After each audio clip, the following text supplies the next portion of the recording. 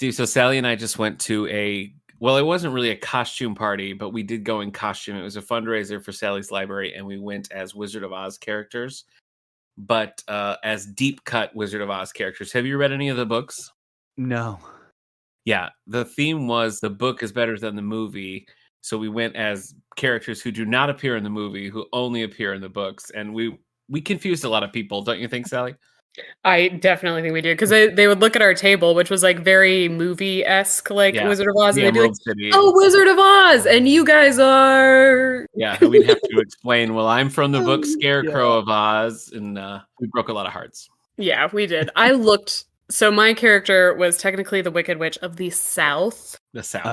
But I looked exactly like the Wicked Witch of the West, except for without a green face. Right. So everybody just assumed that I was the Wicked Witch of the... I see, yeah. The green face is iconic, though. So, I mean, without it totally is. It really is, with the cherry lipstick and everything. So iconic. Classic stuff. And your little dog, too. Oh, yeah. Good man. So I count that as our kickoff to the Halloween season, even though technically it wasn't Halloween themed. That's true, but it definitely feels like it. It does. It does.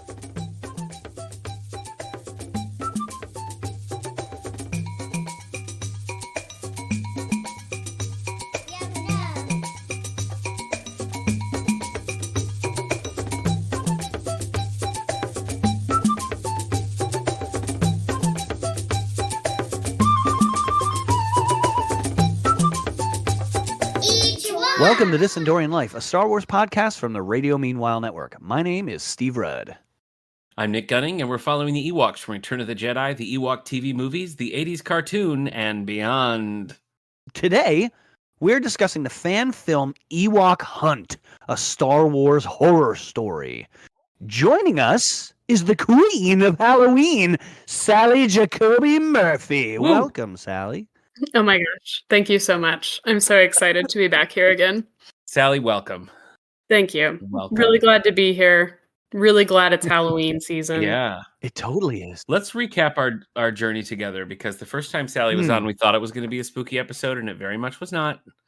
It was just a very normal episode about soap. And then I believe we jumped to Lego Terrifying Tales, right? That's your first proper Halloween appearance. Yeah. Yep. And then Night of the Gorax last year, which we were talking about before we were rolling. And that was a spooky little comic. Yep. Yeah, I liked that one. That was good. I liked it too. This is an interesting one because it's a fan film. Mm-hmm. So it's different than anything we've done before. I'm really interested to see what you guys think about it, but I'll give you some information, some background here. Okay. The short was directed by Billy Gould, written by Justice Sciappa and Billy Gould, released on the Woof Woof Wolf YouTube page on January 14, 2022. The cast includes Justice Sciappa, Trevor Kefauver, Kate Lai Johnston, Casey Gardner. Our featured cast member today is Justice Sciappa, who was featured as Stormtrooper 304 in the short. And aside from co-writing this short, they also had an uncredited role in Obi-Wan Kenobi as one of the Jabin Path partisans, 2 episodes. So some legit Star Wars credit in there. Yeah. Very cool. I didn't know that. Yeah. So I did not know what to expect from this. This is I've never watched like a Star Wars fan film. Have you guys done that at all? No. I have. I've watched a couple like Jedi ones. Yeah. There were some pretty good ones with some good like martial arts work in it. Okay. Nice. I thought some of we'll get into it, but I thought there was a few things in this that I was like, okay, that's pretty impressive. That's pretty cool. But overall, it was interesting. It was interesting. So Steve, why don't you hit us with some details about this? Yeah. It's not a super uber detailed plot because why don't I just bring us through it? Ewok Hunt, a Star Wars story. From the opening frames, after the destruction of the second Death Star, 4ABY, 2 Imperial troopers stationed on the forest moon of Endor encountered deadly terrestrial life forms. The following footage was recovered from the helmet camera of Scout Trooper TB340.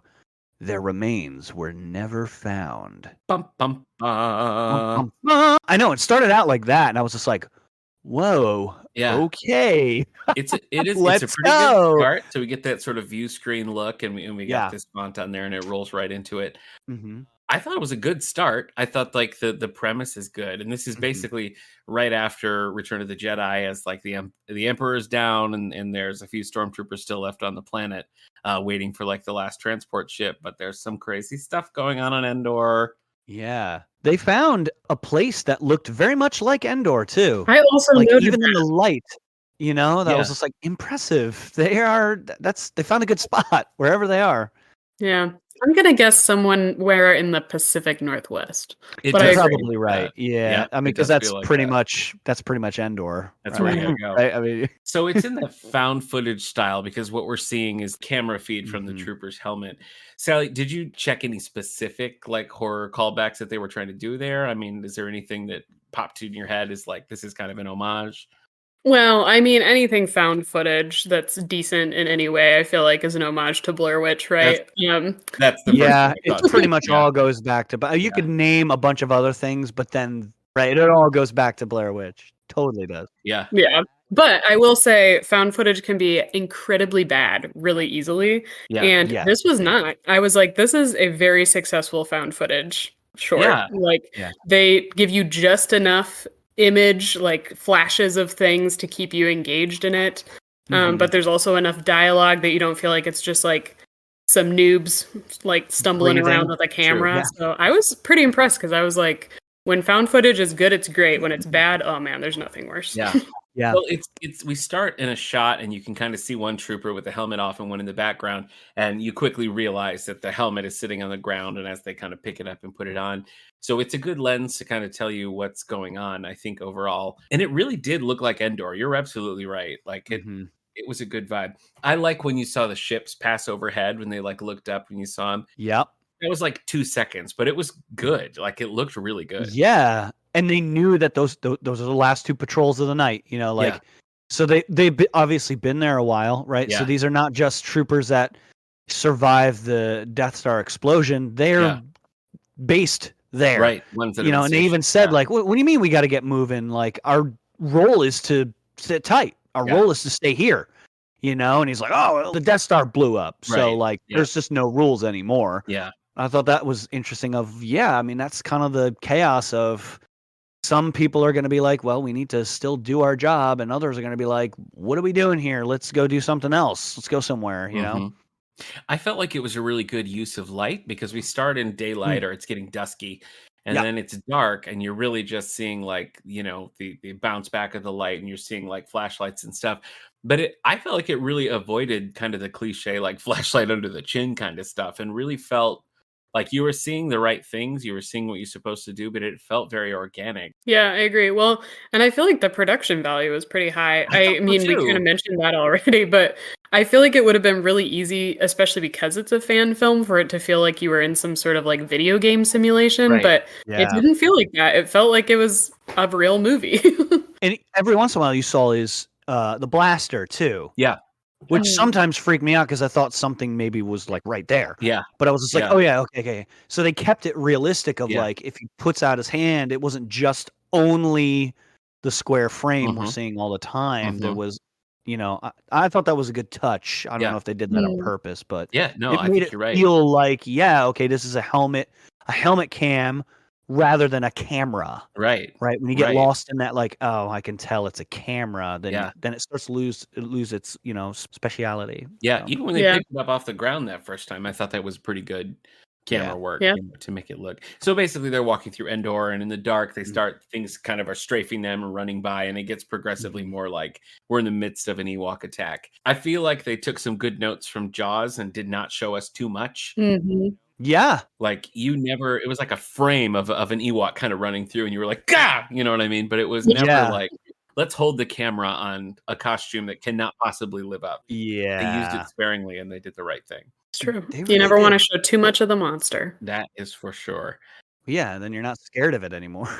So Steve, I was trying to figure out, one of them is attacked by like, I don't know what it is. Like I was wondering, like little bugs. So I was wondering if were those like bugs or were they wispies or something? Wisties? That's what I was wondering. Wisties, Sally, have yeah. you seen anything with the Wisties? No, actually, when I watched it, I was like, note that I must ask the experts what these things are because I don't know them. So the Wisties were first in, honestly can't remember if it was Caravan of Courage or Battle for Endor, but I think it was Caravan of Courage. But they were teeny tiny little creatures, Hmm. but we saw them later in the show and they looked kind of like human-y, you know what I mean? Like they looked the shapes when they were buzzing around. Yeah, like a body. Yeah. I paused it a couple times to see if I could actually see, like, is this legs and arms and a head or not? If it's not the Wisties, what else is it? Because that's nothing that happens in Return of the Jedi or anything. Like that doesn't really make sense. I think they are the Wisties, and I think that so makes more sense. Whether they meant it to be that or not, it fits in the Endor lore as being that. So, like, if they did it, if they were like, "Oh, let's just make some glowing bugs that like, burn them to death," well, they just act. It's like they scratched a $1 million scratch off card in one completely by accident because they literally made something. I like to think that they did it on purpose. Yeah, well, yeah. I mean, it's either a deep cut or like a very happy accident. You know what I mean? Like the coincidence would be. And this is the Endor that we hear about, the harshness of Endor. You know, like we've heard about that in the show, and then the consequences aren't that real, or the consequences are way too real. Like everybody's going to die if you don't water a plant halfway across the moon by Tuesday. You know, I thought the scale was good. Just having the two troopers, like I think, like one wouldn't have been enough somehow, but like having too many, a couple more would have been good if like some got taken away, like yanked out. Like if they did yanking. That's true. That would have been like then it's just the two guys and then just the one guy, but like. I don't know. Yeah. That would have, I think, extended the episode a little bit longer if there were more. But that's true. Well, and I do think it felt a little more Blair Witchy that there were only two of them. Because Blair Witch starts with a group, but it pretty quickly becomes like two. Yeah. But I think it would feel more like Alien or something if it was a larger group. Okay. Sally, is Blair Witch good? Yes, it is good. Really? Mm-hmm. Yeah. I feel like I don't think I can handle it. I think it'd be too scary. I don't scary, remember it being good. I remember it coming out in high school, seeing that and being so interested in it and be like, I know myself. I will never sleep again if I watch that movie. I can't watch that stuff. I don't. That's why we have to have Sally here. Well, she has to be Sally does it all. I will say it's funny because I was just talking to my brother about found footage films because we both discovered this new one called Hell House LLC, which is great. Okay. And honestly, it's the first one since Blair Witch that I can do. But now I have a new one, this Ewok short. Yeah.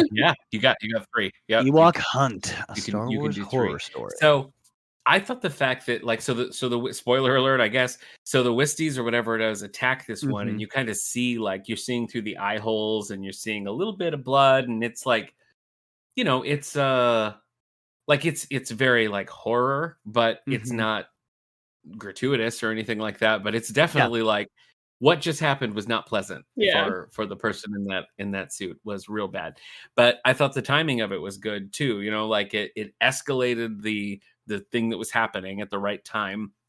And it lasted, I think, the right amount of time. And then kind of being down to one, there's something very like claustrophobic about that. Yeah. So, I do think that you could make a much longer version of this, but I think this moment would have to stay the same. Like I think that this was really well done as far as like how fast it moves, because I think it's really effective. But it would be cool to like blow this up on a larger scale and like see sort of what's happening to like other troopers or something. Yeah, I agree.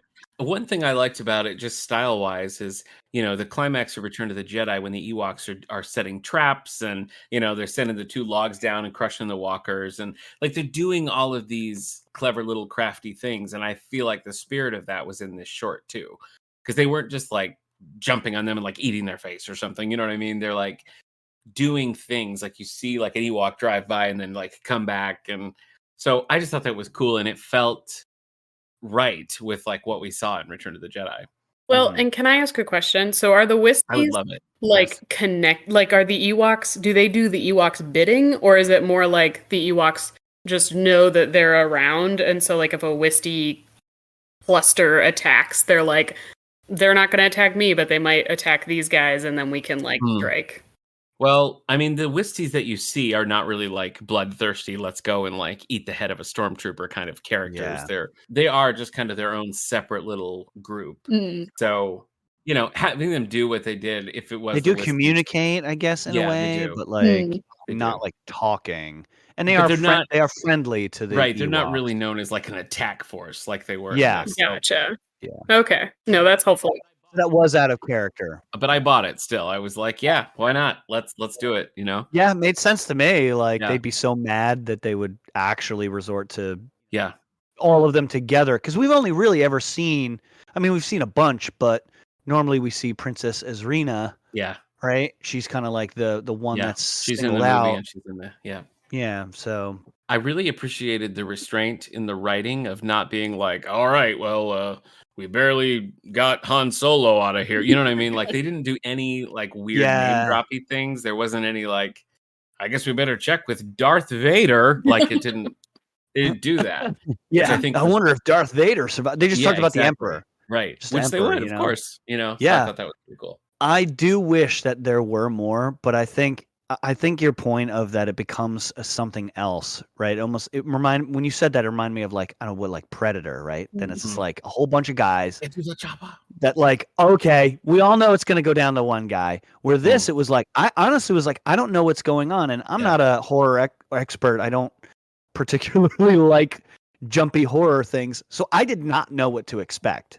I really honestly didn't. And when there was times when the camera was going, or, you know, he was looking back and forth, I was always thinking that he's going to look there and he's going to look to the left. And when he goes back to the right, something's going to be there or the guy's not going to be there. Yeah.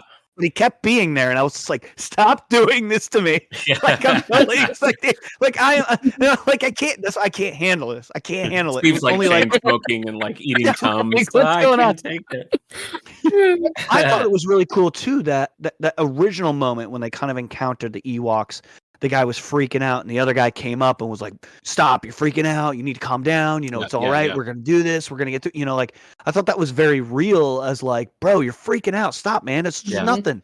It's just nothing. There's nothing out there, man. And that's the guy that gets, you know, yanked away. Yeah, classic. It had all the good elements. A few good camera cuts too.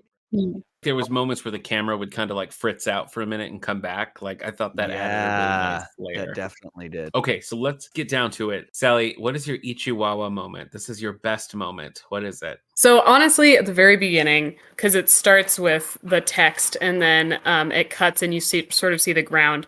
When he picks it up, and I assume this is your spotlight guy, when he picks up the camera and you see his face without his helmet on, I was like, that's good. That's a good moment. Yeah. Just because it's immediately humanizing, which immediately makes it more scary. And so I was like, yeah, I'm on board with this. This is the guy that's going to die. Yeah. You know it. Yeah.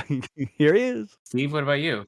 I think the reason why I really liked this was that at the very beginning, right, where you see the guy holding the communication device, and you see him talking, and he watches the person, comes over, and he's like, all right, let's go. We need to head out. And that's where there's that confrontation of, but we're supposed to stay here. And he's like, nope, let's get going, you know? And then at the very end, he sees the message, and the message is, well, sorry, we're out of here. You're on your own. Yeah. Thanks for serving the Empire.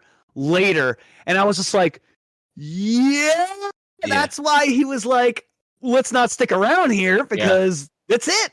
They're done. Yeah. Like, why stay? And I thought that was really good of a bookend kind of to like, twist, right? I mean, it was like a twist. And I was just like, that's when I was just like, oh, I wish it was longer. Yeah. You know, that would have been great. Oh man. It would, but I really feel like the length is something that it really had going for it because like take the credits out and you probably got a good like 6 solid minutes, you know? So it's quick. It's like a quick bite kind of thing, but it just like sets goals and achieves the goals and gets out before it gets It really stale, did. You know, it really did. Cool. Yeah, there's not much wrong with it. What's your Ichiwawa moment, Nick? Tell us. I thought we were both going to say the same thing because I know you love this kind of thing. But the sounds, I loved the sounds. Oh, like, the sounds were good. As soon as we heard like an Ewok sound in the background, I was like, "Oh, it's on now. Here we go." They even had sounds from the Star Wars Battlefront game. The one is that what it was? not the Xbox One or the Xbox 360 one. Yeah. And I'm like, oh my gosh, that's from the game. Clever. Like, totally legit. Let's go. Like, get those sounds in there, man. Yeah. I thought that was very good. It just really added to it to have like the right sounds and used in the right way. Like I just felt like the sound design across the board, like some of the garbled things that happened, and I felt like the forest noises. Everything felt like it was a big, deep forest. They did a good job of that. They really did. Yeah, but I love those Ewok sounds. Let's talk about what we didn't like. Steve, what's your Okavark moment? Ironically, for me, it was also a sound. I thought they did not do a good job with the comms. One of the people sounded like they were talking with a stormtrooper's comm to begin with, but the narrator or the person who's, I don't know what you call that person, the point of the camera, I thought it almost sounded like they were in a room with empty walls kind of thing. Like it had a studio sound to it rather than like a comms. And like, I don't know how easy it is to do that, but their special effects were really, really good. The sound was really good, but I thought, they fell a little bit on the stormtrooper communications. Point of view character. Yeah. Well, so do you think that they were trying to give that one a different sound because we're kind of hearing inside of that helmet? Maybe. I don't know. I mean, but I felt the other one was a little bit off as well. Like it could have been more commie sounding, communication, twinge to it. Yeah, that's fair. Other than, I mean, and that's just because I noticed it to begin with. I was like, oh, he doesn't really sound like he's talking through a maybe that makes sense. I mean, that's a great point. I didn't even think about that. That like we're hearing him talk in his own helmet. I don't know. What about you, Sally? You kind of stole mine, but not quite. So I hadn't really thought about it as like a calm thing. But I find one of my pet peeves with found footage stuff is sometimes the voices feel like they're being superimposed onto the visual instead of being natural. Yeah. So, and I felt like they didn't quite succeed in doing that. But I mean, that I think I generally have that complaint with a lot of like found footage kind of stuff. So it's probably a really hard thing to do too. Because you feel like it should just feel like somebody who's holding a video camera is talking, but you can't film that way. Like you have to overlay it, and so it's a tricky thing to get right. I feel like. This is also lame, but I guess I could complain that I wished it was a little longer. I feel like 6 minutes was over, and I was just like, I could use a little bit more. All right. Yeah. What about you, Nick? Well, I say this with love and respect as a theater nerd, but I feel like the technical production was so good that the acting didn't always like hit that level. I think having the person in the comms be a Grand Admiral and having it not be like an older, stuffy kind of character, but like a very, very young character, to me felt very like, let's get some friends in the backyard and make this. So I feel like making that character a Grand Admiral rather than just like, Lieutenant Jax or whatever, you know what I mean? Like making it be somebody who's meant to. Yeah, I'm the only one left. Yeah. Everyone, you're on your own. Like some guy that's like, that's just the engineer, but just happens to be the highest ranking guy. I mean, it's kind of makes sense to have the stormtroopers be a little young. It's just, especially from like the Return of the Jedi era, you just the way the stormtroopers sound, that very like, okay, yeah, let's clear out, let's get out of here. Like they all have that almost like a trucker kind of voice, and nobody in this like had that vibe. So I felt like maybe I wouldn't have noticed it so much if it hadn't been so technically good in all the other ways. But I really felt like in some places, like getting, I don't know, especially that Grand Admiral just really stood out to me. Do you know what I'm saying? Or am I just being mean? Yeah. Oh, there is that one young Grand Admiral, right? From the book. Yeah. I do remember a young. Maybe that's it. Yeah. Yeah. But yeah, no, that I feel like it would have been better if it wasn't the Grand Admiral and it was somebody else, like a remnant leader that was, that basically was just like, I'm the only one that's left. I'm sorry, we can't help you. Well, I think that's it. 90% of Star Wars fans, if you hear the words Grand Admiral, you assume that there's going to be a Thrawn at the end of that. Yes. And so like it's hard to, I don't know. So I just that for me just stood out, and I feel like that's the thing that kept it from being like, a real home run. Mm-hmm. Overall, I really liked it. How many yub nubs would you guys give this one? Out of 5, Sally. 5 yub dubs. 7. It's like, whoa. Really liked it. I think for me, I'd give it a solid 4 because I thought the things that were very good in it were very good, but I'm gonna stick with I think it should have been a little bit longer and maybe had a little bit more people in it. Maybe they just didn't know enough people to be in it or have enough. Here's the thing. They may not have had enough trooper outfits. True. Right. So, I mean, they kind of did with what they had, and they did very good with what they had. But like, man, I really wanted it to be longer to draw that. Like, the plan was there was no plan. Yeah. Right. That like, we got to stick to the plan. We got to stick to the plan. And then like people are dying. And then at the end, you find out there's no plan. There's no plan. Yeah. Would have been like, oh my gosh, like we just lost that whole squadron for nothing. I get it. Just because we're just wandering through the forest. Right. And so, for me, like, man, that would have really driven it home. But I like this, and I don't like scary things. Yeah. I don't. Yeah. And I like scary things, and I liked this. So there you go. There you go. So where are you number-wise, Sally? I mean, I wish I remembered what I'd given our previous things. But I think I would give this 4.5. In that I think there's always room for improvement, but I really, really liked this. So yeah. Okay. Yeah, I'm right at a 4. So like we're all in this zone. I like this.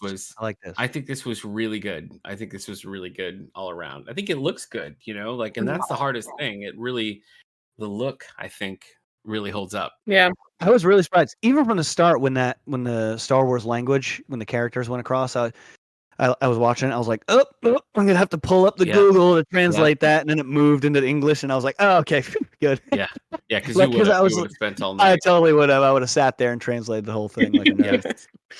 Well, this is readily available on YouTube. The YouTube channel, again, was Woof Woof Wolf.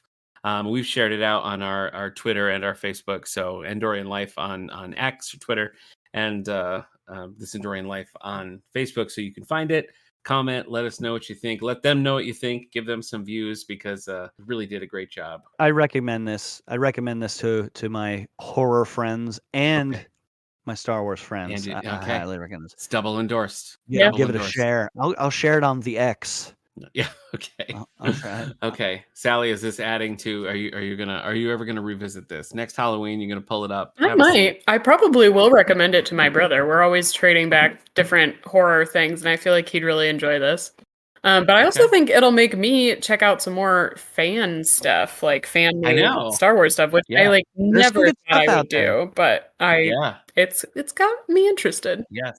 This was a great little first foray into that arena. Okay, well, Sally, I know Halloween, obviously, you don't podcast 11 months of the year, and then Halloween comes around and you're all over the place. So what else is on your Halloween journey this year? What other shows you do? Previously on X-Men, I will be on that, and I will also be on How's Things. Yes. All right. Well, next time we're taking a little break from both Ewoks and droids because the 20th anniversary of the Clone Wars micro series is coming. Ooh. It's the last little bit of the Star Wars vintage collection that we have not covered on this show. So next month we're going to go boom, boom, boom, season 1, season 2, season 3, and watch the old show. I'm looking forward to it, Steve, because I have not seen it since it aired on Cartoon Network. Oh my gosh. I watched it 20 years ago, Yeah, it's good. I'm excited that I get to experience it with you. It's going to be fun. It's going to be a good time. All right, well, Sally, as always, thank you for sharing your Halloween wisdom with us. Best of luck in your queendom. Thank you. And happy Halloween. I am honored to have been able to be here. Happy Halloween. All right. See you next time, Steve. See ya.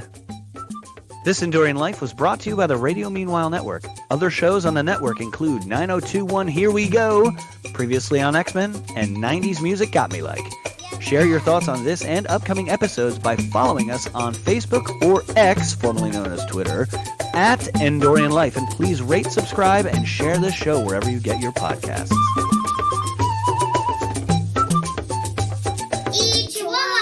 See you next year, Sally. Yes.